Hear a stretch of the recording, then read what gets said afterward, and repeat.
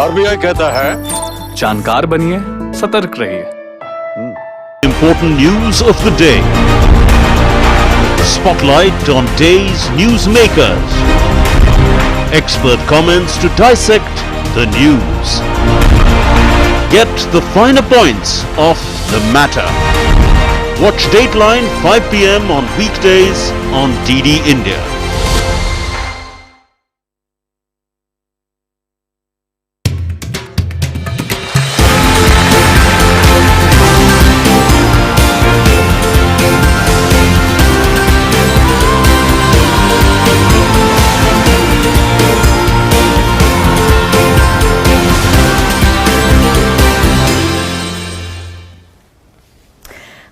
Welcome to 7:30 in the evening in India, and we are back again with a spotlight on G20. Did you know that India is the third largest producer of renewable energy in the world?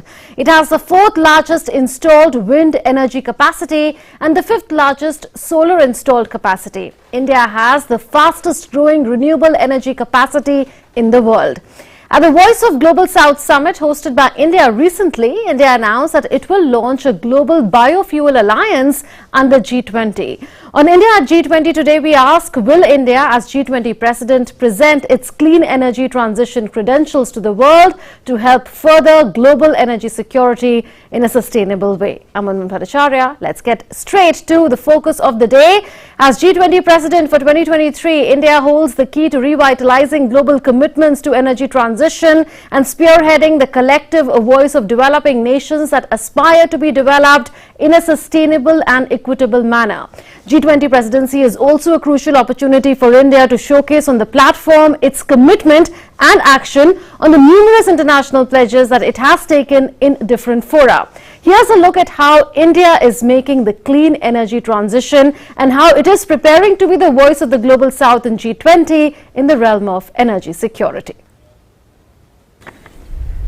Green hydrogen के क्षेत्र के लक्ष्य की प्राप्ति के लिए मैं आज इस तिरंगे की साक्षी में नेशनल हाइड्रोजन मिशन की घोषणा कर रहा हूं। अमृतकाल में हमें भारत को ग्रीन हाइड्रोजन के प्रोडक्शन और एक्सपोर्ट का ग्लोबल हब बनाना है। Prime Minister Narendra Modi announcing the National Hydrogen Mission in his Independence Day address on 15th August 2021.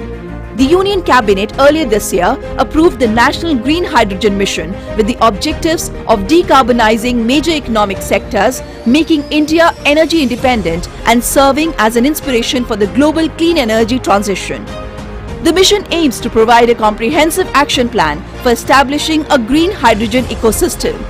Having signed pacts for development of green hydrogen with Denmark, Australia and Germany in 2022, India is intent on making green hydrogen an enabler to fulfill its aspirations for a low-carbon and self-reliant economy.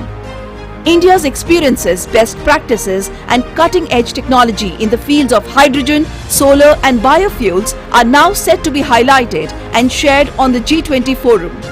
This was stated by Union Petroleum and Natural Gas Minister Hardeep Singh Puri at the Voice of Global South Summit hosted virtually by India early this month. We stand ready to share our experience and best practice with partner countries of the Global South so that together we can translate our climate pledges into action.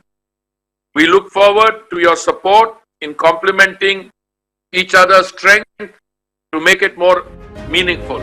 At the summit, the Union Minister also underscored the associated benefits of biofuels, solar, One Sun, One World, One Grid initiative and sought support from partners of Global South towards creating Global Biofuel Alliance under G20 and joining the International Solar Alliance to strengthen the cooperation in renewable energy. It is well established that biofuels have associated benefits such as providing a viable alternative to fossil fuels, waste to wealth creation, managing agricultural and municipal waste, decarbonizing transport sector. All these are issues with which the countries of the Global South are grappling with. To resolve the common concerns of the Global South, India is also proposing a global biofuels alliance under the G20. The aim of the alliance is to support projects in order to increase the deployment of biofuels and its related technology. On Tuesday, the Union Minister tweeted about his ride on an inland water vessel on the magnificent and mighty Brahmaputra in Guwahati. Hardeep Puri's vessel was powered by methanol-blended diesel. Just like the National Green Hydrogen Mission and methanol-blended diesel, India has been undertaking path-breaking initiatives in the realm of clean energy transition. Among the recent ones is the declaration of Modhera village in Gujarat as India's first 24/7 solar-powered village. This initiative came about from a program led by both the central government and the state government of Gujarat called the Solarization of Modhera Sun Temple and Town. As part of the project, a ground-mounted solar power plant has been developed in addition to installing 1,300 rooftop solar systems on top of residential and government buildings. Solar energy is thus available to Modhera round the clock. At the global level, India and France jointly conceived the International Solar Alliance to mobilize efforts against climate change through deployment of solar energy solutions. All member states of the United Nations are eligible to join ISA, and at present 110 countries are signatories to the ISA Framework Agreement. The spotlight in G20 energy deliberations in India will be on how India will steer energy transition as G20 president. Bureau Report, DD India. And for perspective, we are being joined by Dinesh Dayanand Jagdale. He is Joint Secretary in the Ministry of New and Renewable Energy, and Narendra Taneja, energy expert and economist. It's a pleasure to welcome the two of you on India at G20. Mr. Jagdale, I want to begin with you, and I want to ask you that how does India plan to steer energy transition, not just at the domestic level, but at the global level through G20, because the current climate crisis requires that all economies accelerate that transition. The developed countries must, and the developing world must be helped to make that transition. Thank you. Good evening to all of you. It's a pleasure, and I once again thank you for calling me on your show. As a citizen of this country, I am proud to be a part of this journey where India is taking this presidency. It's a proud moment for all of us as citizens of this country. And to answer your question, if you really look at the India's progress, and if you look at the commitment that the Indian government has given to the aspirational climate goals, these climate goals has been widely acknowledged by various nations. Our achievements have matched our ambition. India has the fastest growing renewable energy capacity in the world, and India is also emerged as one of the most attractive destinations for investments in renewable energy. So if you look at today's situation, we have more than 167 gigawatt of renewables that have been installed in a grid that is 408 gigawatt of capacity. Whatever we said in 2015, we have achieved 9 years ahead of schedule in terms of the capacities that we expected to grow in 2030. We have already achieved in 2021. So as a country, we have demonstrated our commitment. As a government of this, as a Ministry of New and Renewable Energy, we have taken several steps. And all these steps are widely recognized. And if you really look at the recent rankings of the Climate Change Performance Index 2023, India ranked at the top position amongst the G20 countries. So we have shown the way, we have shown our path, we are actually delivering what we had promised and what we are actually bringing to the international phenomenon. Now it is the time during this presidency, we will definitely like to take this. And as a part of the Energy Transition Working Group, we have several priorities that we have set under the India G20 presidency. Not only renewable energy capacity addition, but various other technology collaborations on the aspects of biofuels, on the aspect of supply chains, and also on the aspect of the decentralized renewable energy. We are all taking that forward, and we will showcase the world about our progress and how we as collective nations of G20 can progress towards green energy transition. Right, Mr. Taneja, you must have heard from the Joint Secretary on the priorities of India as far as the Energy Working Group is concerned. Is India on the right track to help the world, including the global south, steer the energy transition that the world requires? Oh, absolutely. I mean, when you look at the ground reality in terms of India's initiatives in renewables, renewable means solar, wind, even offshore wind now, and of course green hydrogen, biofuels, ethanol, and even nuclear, because in India we look upon nuclear also as a green source of energy. I mean, you look at the whole thing, you look at our record, for instance, I mean, India's record. Today, the fact is, whether it's global north or the global south, India is leading. We are among the top 5 countries delivering, walking the talk. Whatever, for instance, India has, committed, whether in Paris or Glasgow or Sharm el Sheikh, or for that matter in G20 summits in other places, we have walked the talk. And that is the result that today we have now acquired this moral authority to talk about, for instance, how the transition from conventional or fossil fuel to renewable should actually be taking place. If you recall the Prime Minister's speech at G7 summit in Germany, Prime Minister spoke on behalf of the entire global south. And that's why the G7, there were no alternative but to take not only notice of it, actually even come out with some kind of solution. The same go for G20 summit in Bali. If you remember the Prime Minister's speech there, he again was there as the representative of the entire global south. The people who are battling with energy poverty, people who need affordable energy, and we have also seen Ukraine. Energy is right on the very top of the agenda globally, and at the same time, when it comes to climate, we are taking the lead. India is talking 2 reasons. First, we have of course committed to the Paris Agreement that we are a signatory to. At the same time, we are a densely populated country. Look at India's ancient history and thoughts. We have always, been extremely sensitive to nature. And that's why idea is to mobilize affordable energy for every single Indian.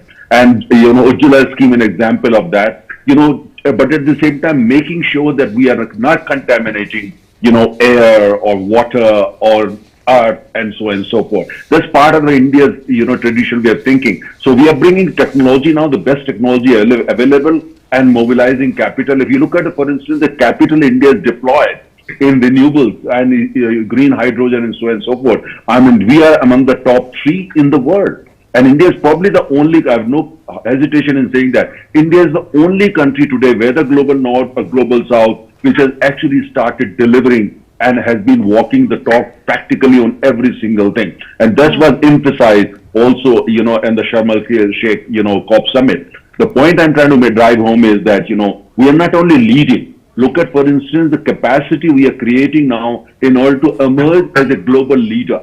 Global leader in terms of ideas, when we talk about biofuel alliance or in solar alliance, when it comes to factories we are building now in Gujarat and many other parts of the world, capacity so that, we will have sufficient hardware, equipment and cells and panels available for domestic consumption, at the same time for exports to the Middle East, to Africa, to Latin America, and even to Europe and other developed economy. So when you look at all the entire work that's happening, and the leads which the center has taken, also luckily the lead that state governments are taking, I think that is path breaking. And that's why it makes me very, very optimistic that when it comes to, green energy, when it comes to the transition, I think we are not taking lead only politically or diplomatically or economically. We are taking lead in terms of emerging as a major hub, of producing green energy for domestic consumption and for the transition, and at the same time emerging as a major manufacturing hub for technology, equipment, panels, etc., for the whole world.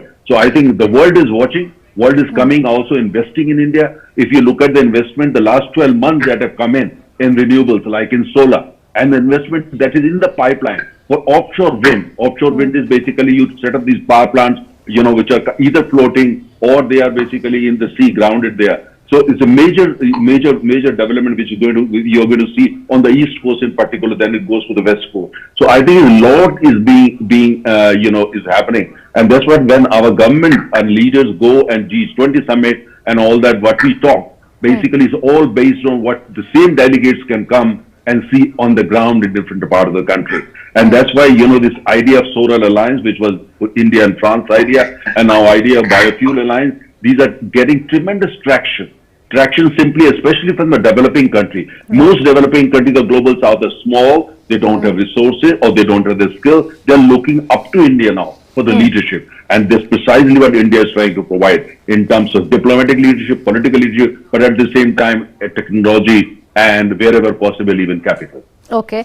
Mr. Jagdale, let's come to specific deliverables now. Hardeep Puri, the Union and Natural Gas and Petroleum Minister, announced at the Voice of Global South Summit that India will be coming up with a global alliance on biofuels. In another event, he mentioned two countries with which India is going to launch this, United States of America and Brazil. Can you tell us the kind of shape that this alliance is going to take and what are the targets that India plans to set?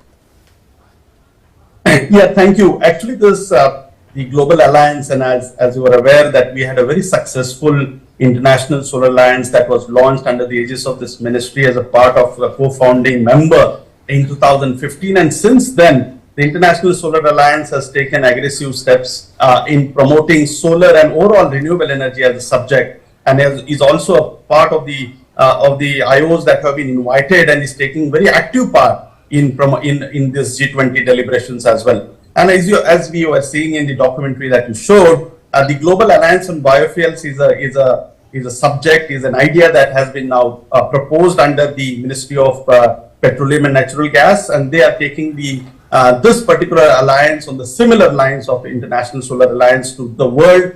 Obviously, we all do believe that biofuels is a very, very alternative fuel that is now India has been promoting in terms of ethanol, compressed biogas as well. And therefore, it is on these lines, and that to bring in the energy security part, reduce the import content in the overall energy mix of this country. The biofuels are going to play a very, very critical role. And on that lines, this Global Alliance on Biofuels is being proposed. I think as we move forward, there will be deliberations on this, and I do expect that this will go a long way in creating a very good ecosystem for the entire world to look at the energy transition.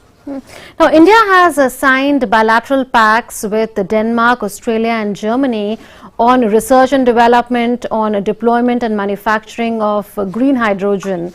In January this year, that is this very month, we saw that the Union Cabinet approved the National Green Hydrogen Mission. Is India going to pitch this, because India aims to become the world's biggest producer and exporter of green hydrogen in the years to come? There are specific targets that India has set for 2030. 6 lakh jobs to be created, 8 lakh crore of investment that has been announced. So what is India looking at under the G20 platform as far as green hydrogen is concerned? Under our leadership, and that's a very important fuel and a feedstock that we are now promoting, you have seen that the way the renewable energy has made progress, but we do understand that there is a considerable sizable population of industries and other resources that need decarbonization. There are sectors which are very difficult to abate in terms of the emissions, and those sectors prominently will be the beneficiaries of this green hydrogen. Today, India has abundant resources in terms of the wind and the solar, and we all know that. We have seen the progress. So on that lines, and I think there are several achievements that we will talk about. But one, we declared our net zero, that we will like to achieve net zero emissions by 2070. Our growth story unfolds that the demand for energy and resources is set to rise. So energy has doubled in the past 20 years, is likely to grow at another 25% by 2030. So one is obviously we are importing a lot of content. So for green hydrogen as a technology, as a fuel, as a feedstock in various processes, we have come up with a mission. The mission talks about at least addition of 5 million metric tons. That is the production of 5 million metric tons at least by 2030, which under the green hydrogen mission. It also enables 125 gigawatt of renewable energy capacity addition. And you talked about the jobs and the type of investments that are being considered here. It's a phenomenal mission. The government has allocated around 19,744 crores to this mission. This is a substantial support and investment that India has been providing. And I think this particular mission is going to be a path-breaking, and this is a showcase for the entire world that how a country can now needs progress. And we are going to take this under our energy transition working group. on two aspects. One is we are going to also try and deliberate on the principles on green hydrogen. What are those broad principles that all G20 countries should agree upon? We are also working on harmonizing the regulatory codes and standards. And also we are trying to address the technology gaps that exist today by technology collaborations among G20 countries. You just referred to some of the pacts that we have signed, but we also have been representing and has taken leadership in various initiatives under the Quad Strategic Partnership. We have several bilateral partnerships with various countries, and through this leadership platform, through this green hydrogen mission, we will be able to not only meet our domestic demand, we will also be able to become one of the major exporters of green hydrogen that will not only enable India as a country to meet our targets in terms of decarbonization, in terms of our net zero target, but also will provide a lot of resource that other countries will be struggling at the cost competitiveness that India can really contribute. So this is going to be a path breaking. We will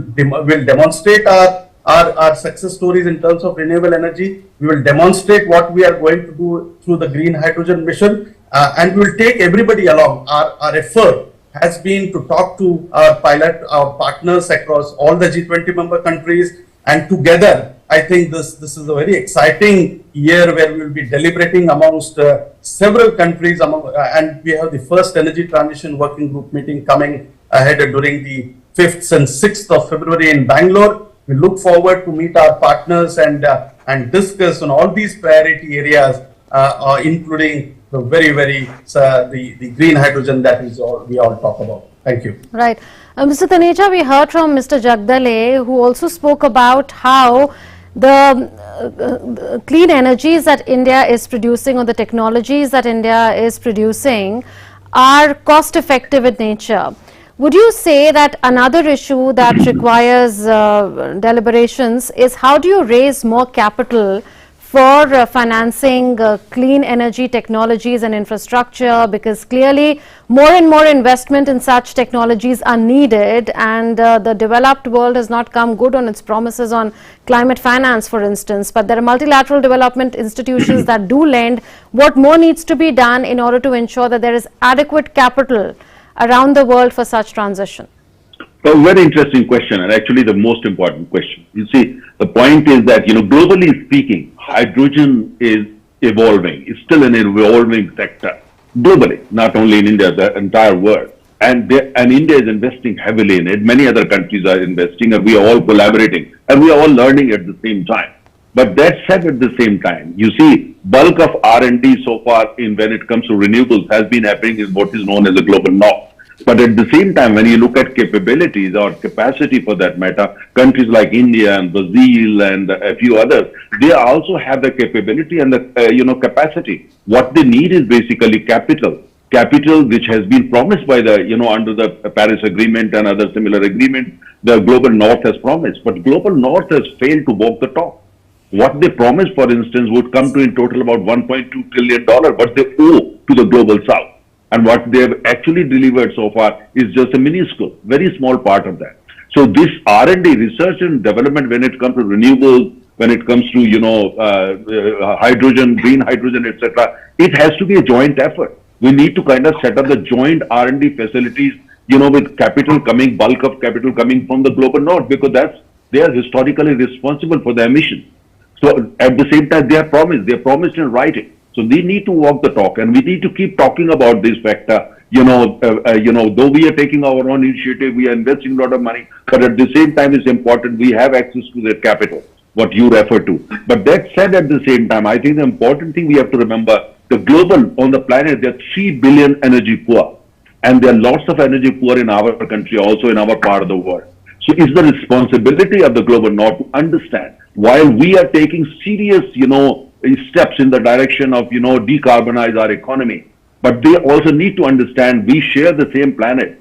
It's important that whatever they promise, they are so-called developed country, if they are developed society, they must walk the talk, and they must transfer what they have promised to, so that in countries like India and Brazil, we can have more in R&D and share the research and development with the fellow global south countries. What happened today when it comes to technology for renewables, technology for, decarbonizing is very expensive. because bulk of that has been developed by them, and they are now basically putting a bill even to that. They're even saying that all whatever technology we have developed, we deliver to you, but then whatever we owe to you, that will be basically taken away, discounted from that.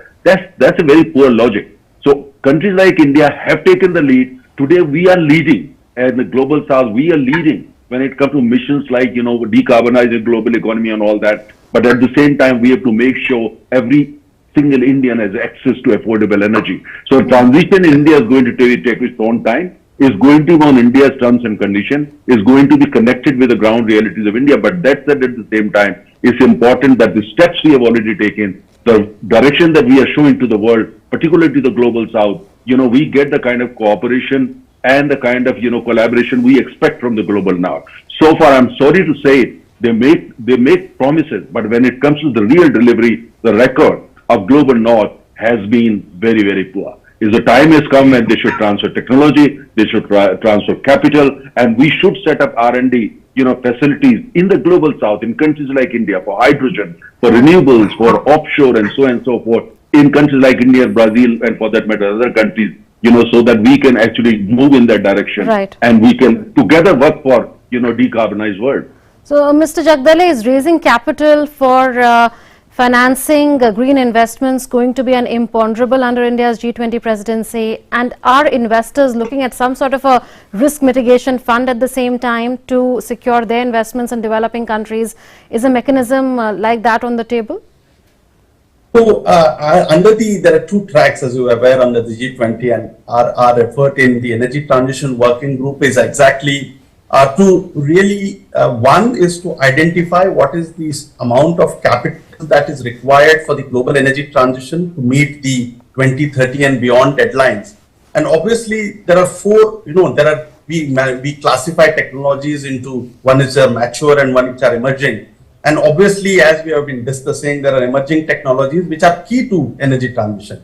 Obviously, if we take those names, we can talk about offshore wind, we talk about green hydrogen, we talk about carbon capture, utilization and storage. We also talk about the battery storage, and all these four key technologies would be critical. And unless we support in the fashion that it is required to bring in volumes and scale and technology increments, obviously these will aid the faster energy transition. So what we are doing under the Energy Transition Working Group is, one, we are trying to identify what is the capital that is required to be deployed across nations to meet their individual commitments that they have really looked at. And through this mechanism, we will also then try to understand what exactly needs to be done. Okay. But we also have a climate track, as you are aware, there is a lot of deliberation that will happen under that track as well. But under the Energy Transition Group, we are really looking forward to really deliberate on what is the amount of capital, and we have started our studies.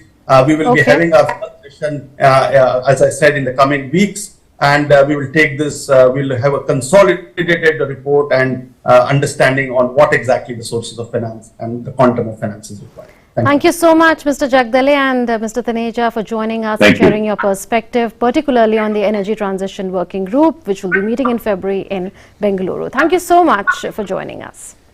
Thank you. And with that, we come to the close of this edition of India at G20. We'll see you again tomorrow, same time on DD India. Thanks for watching.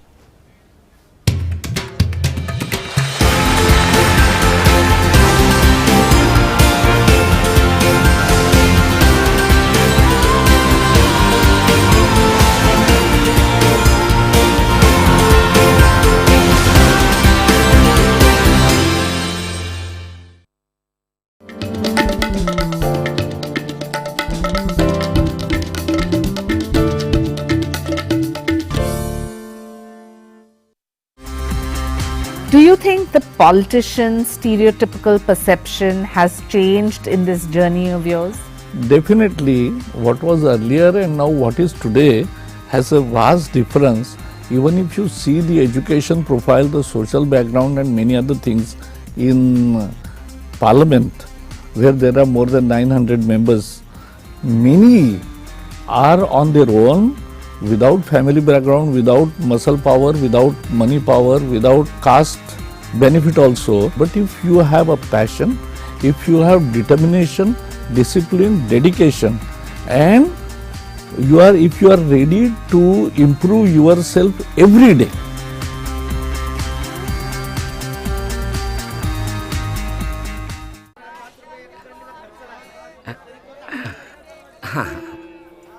जैसे सही वजन से ग्राहक होते हैं खुश, वैसे ही सही सुरक्षा से परिवार होता है कल की चिंता से मुक्त। इसलिए मेरी मानो, आज ही जुड़िए प्रधानमंत्री जीवन ज्योति बीमा योजना और प्रधानमंत्री सुरक्षा बीमा योजना से, जो देती हैं 2-2 लाख रुपए का बीमा। दिखाइए समझदारी, निभाइए जिम्मेदारी। आज ही अपनी नजदीकी बैंक शाखा या डाकघर जाकर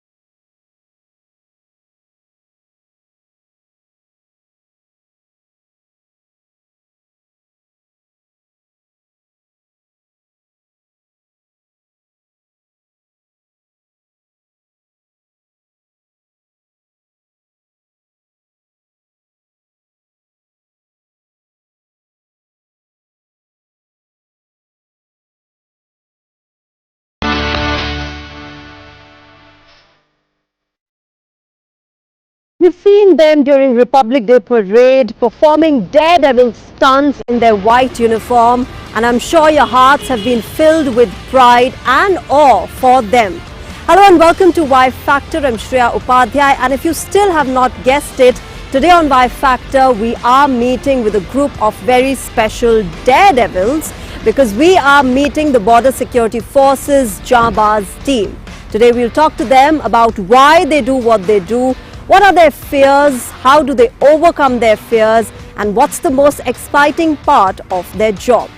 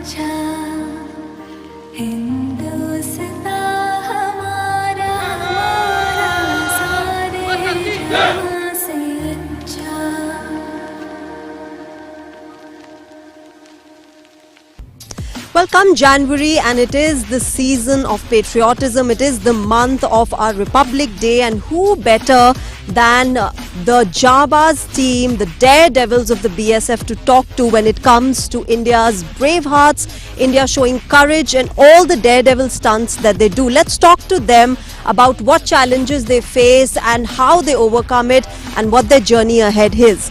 आपका क्या नाम है? जी मैं कांस्टेबल सुधाकर यादव। सुधाकर जी, आप कितने साल से ये कर रहे हैं? मैं कंटिन्यू 11 साल से इस टीम में हूँ। 11 साल से। तो शुरू में जो आपकी कुछ हेजिटेशन रही होगी बाइक चलाने में, उस पर स्टंट करने में, कि उसके बारे में कुछ बताइए, जो डर था आपके मन में। जी मैम, स्टार्टिंग में तो केवल हम बाइक को केवल राइड कर पाते थे, बाकी अगर स्टंट की बात करें तो हम आके यहीं पे सीखा है। और स्टार्टिंग में हमें कुछ भी नहीं आता, इवन सीट पे खड़ा होना भी नहीं आता था। तो आने के बाद में यहाँ पे सारी मतलब सब कुछ हमने सीखा यहाँ पे।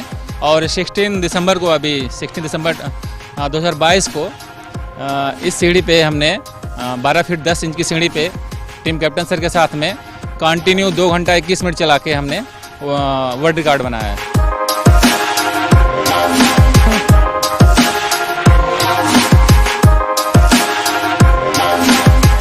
सुपर, कांग्रेचुलेशंस उस वर्ल्ड रिकॉर्ड के लिए और बाकी जो अचीवमेंट्स आप लोग अचीव कर चुके हैं। बट जैसे इन्होंने सुधाकर जी ने बताया कि एक इनिशियल हेजिटेशन होती है, उसको ओवरकम करते हैं।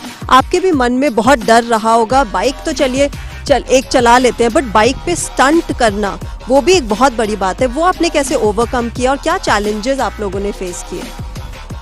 मैडम इसमें दिक्कत तो बहुत ज़्यादा आई, लेकिन हमारे से पहले जो टीम में थे उन्होंने सिखाया हमारे को अच्छी तरीके से।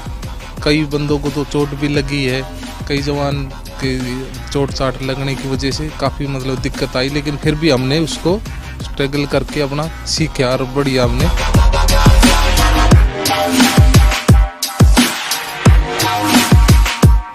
चोट लगती है तो क्या चीज़ आपको वापस उठाती है? क्या है वो जोश जो आपको वापस उठाकर बोलता है कि नहीं फिर से ट्राई करूंगा? ये तो मैडम जोश तो अंदर से होता है, क्योंकि जोश एक तो हम BSF में भर्ती हो गए तो उससे अलग ही एक, और सिविल में BSF के प्रति इतनी इज्जत है, उसको देख के जोश और भी हो जाता है। और पब्लिक इतना हमारे को वो करती है लाइक, तो इसलिए जोश इतना होता है। अन्य जवान फिट इंडिया के संदेश हॉरिजॉन्टल बार एक्सरसाइज। बिल्कुल, एक पब्लिक में जो प्राइड वाली फीलिंग आती है जब वो आप सबको देखते हैं रिपब्लिक डे परेड पे, वो तो खैर अलग ही एक जज्बा होता है। And the kind of Daredevil stunts they perform on Rajpath every Republic day, एक वो भी देखने वाली बात होती है जब ये लोग सब निकलते हैं रोड पे while they are together performing. You know, we are talking about challenges कि आप कैसे, चाहे चोट लगती है, चाहे बाकी जो स्टंट्स में रिस्क होते हैं, डेंजर होता है, वो आपने फील किए होंगे आई एम श्योर, बट उनको ओवरकम कैसे किया इतने सालों में? मेरा मैडम वैसे टीम में ज़्यादा दिन नहीं हुआ, ज़्यादा साल 2-3 साल आया हूँ, लेकिन हमारा जो गुरु है जैसे अवधेश साहब है, टीम का और भी बहुत मेंबर्स है, उनका सिखलाई और हमारे अंदर का जो जज्बा है, एटलीस्ट हम लोग BSF में हैं तो हमारा फैमिली से है, तो फैमिली से जो इनकरेज मिलता है, हमारा टीम से